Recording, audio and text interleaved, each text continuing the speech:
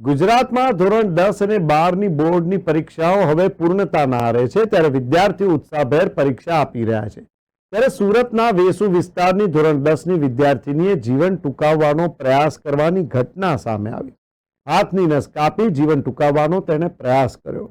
બોર્ડના પેપર સારા ગયા ન હતા, જેથી વિદ્યાર્થીની સતત તણાવમાં રહેતી હતી. જોકે સદનસીબે વિદ્યાર્થીનીના માતા પિતા જોઈ જતા તેણીને સારવાર માટે તાત્કાલિક નવી સિવિલ હોસ્પિટલમાં લઈ આવ્યા.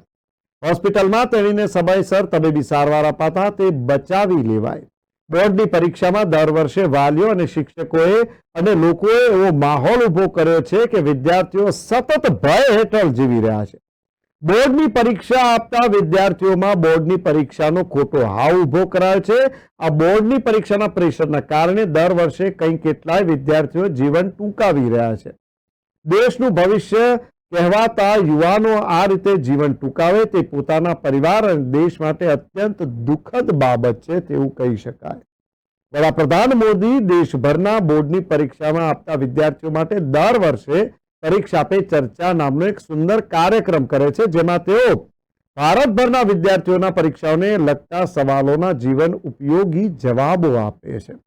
વિદ્યાર્થીઓએ એક વાત હંમેશા યાદ રાખવી જોઈએ કે માણસે જીવનમાં આવી અનેક નાની મોટી પરીક્ષા આપવાની હોય છે. એક પરીક્ષામાં નાસીપાસ ન થતા જીવનમાં પોઝિટિવ અભિગમ સાથે આગળ વધવું જોઈએ. વિદ્યાર્થીઓ સાથે વાલીઓ અને શિક્ષકોની પણ વિદ્યાર્થીઓને યોગ્ય માર્ગદર્શન આપવાની જવાબદારી છે. સુરતના વેસુ વિસ્તારમાં રહેતી ધોરણ 10ની વિદ્યાર્થીનીએ ડોલો નામની દવાની 28 ગોળીઓ ખાઈ લીધી અને હાથની નસ કાપી લીધી. જોકે વિદ્યાર્થીનીને તાત્કાલિક સારવાર અર્થે હોસ્પિટલ લઈ જવામાં આવી, જ્યાં સમયસર તબીબી સારવાર મળી જતા વિદ્યાર્થીનીનો જીવ બચી ગયો અને હાલ તેની તબિયત સુધારા પર છે. સુરતના વેસુ વિસ્તારમાં રહેતા પરિવારની દીકરી હાલમાં તો ધોરણ 10માં અભ્યાસ કરે છે ને પરિવારની એકની એક દીકરી છે. પરીક્ષામાં પેપર સારું ન ગયું હોવાથી તેણીએ ડિપ્રેશનમાં આવીને ઘરે ડોલોની 28 ગોળીઓ એકસાથે ખાઈ અને હાથની નસ કાપીને જીવન ટૂંકાવવાનો પ્રયાસ કર્યો. તો બીજી તરફ તેના પરિવારજનો તેણીને તાત્કાલિક સારવાર અર્થે સિવિલ હોસ્પિટલ લઈ આવ્યા હતા. સમયસર સારવાર મળી ગઈ માટે વિદ્યાર્થીનીનો જીવ બચી ગયો અને હાલ તેની તબિયત સુધારા પર હોવાનું જાણવા મળ્યું છે. વિદ્યાર્થીનીના પિતાના કહેવા જણાવ્યા મુજબ હું મારી દીકરીને સવારે 9 વાગે સ્કૂલ પર મૂકીને નોકરી પર ગયો હતો, ત્યારે બપોરે 1 વાગે તેની પરીક્ષા પૂર્ણ થાય છે. તે બપોરે 2 વાગ્યા સુધીમાં ઘરે પહોંચે છે, પરંતુ 3 વાગ્યા સુધી તે ઘરે ના આવી. તો બાજુમાં ફોન કરીને પૂછ્યું કે મારી દીકરી ઘરે આવી છે કે કેમ, તો તે ઘરે આવી ન હતી.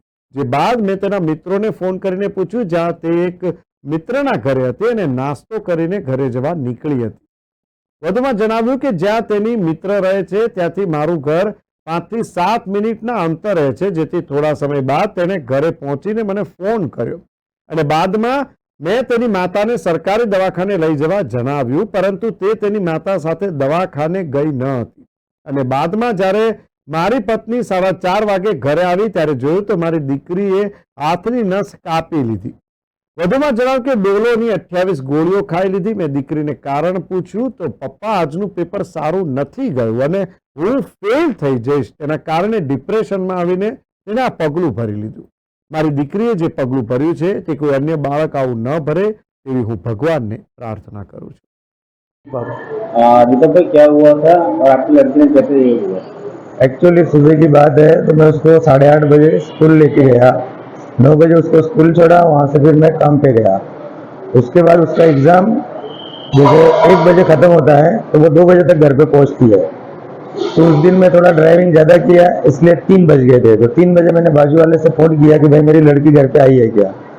तो उन्होंने बोला कि अभी तक समीक्षा घर पे नहीं है. तो उसके फ्रेंड को मैंने फ़ोन किया तो उसके फ्रेंड ने फ़ोन उठाया नहीं. तो उसके मम्मी को फ़ोन किया तो उसकी मम्मी बोली कि वो मेरी लड़की तो घर पे सोई है, आपकी लड़की मेरे साथ नहीं आई. तो फिर मैंने दूसरे फ्रेंड को फ़ोन किया. जब दूसरे फ्रेंड को फ़ोन किया तो उसने बोला कि वो दोनों मेरे घर पे थी, अभी नाश्ता करके अंकल घर पे निकल गई. लेकिन जहाँ पे वो दूसरी फ्रेंड रहती है वहाँ से 5 से 7 मिनट का मेरे घर का रास्ता है.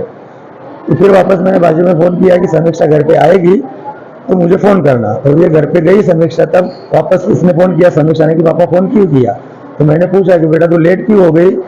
तो बोली कि मैं मेरे फ्रेंड के घर पे गई थी. तो मैंने कहा ठीक है, तो खाना खा के तेरी मम्मी की तबीयत खराब है तो वेसु वाले सरकारी स्कूल में चली जा, सरकारी मेडिकल में चली जा, वहाँ पे दवाखाना है वहाँ पे।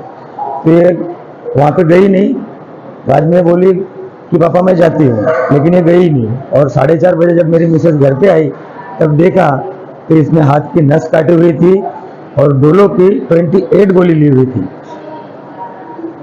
अब कैसा है और इसने गोली खाने का रीजन क्या है? उसका रीजन उसने बताया कि पापा मेरा जो पेपर था आज का वो सही नहीं गया, इसलिए मैं फेल हो जाऊंगी, तो डिप्रेशन में आके इसने किया ऐसा। अच्छा, बच्चों को क्या सलाह दोगे? तो जी। दूसरा बच्चा ऐसा ना, तो उसके लिए क्या सलाह है? मैं तो यही चाहता हूँ कि जो भी समझो वाली है उन लोगों ने थोड़ा बच्चों पे ध्यान देना चाहिए। मैं भी ध्यान देता हूँ, लेकिन एक गरीब परिस्थिति से हो, सब जो काम पे जाते हैं, ये अकेली रहती है, तो भी मेरे से जितना होता है मोबाइल के द्वारा कहाँ पे है मैं बात करते रहता हूँ मेरे लड़की से। लेकिन मेरे लड़की ने जो किया ये कोई और बच्चा नहीं करे, यही मैं भगवान से प्रार्थना करता हूँ।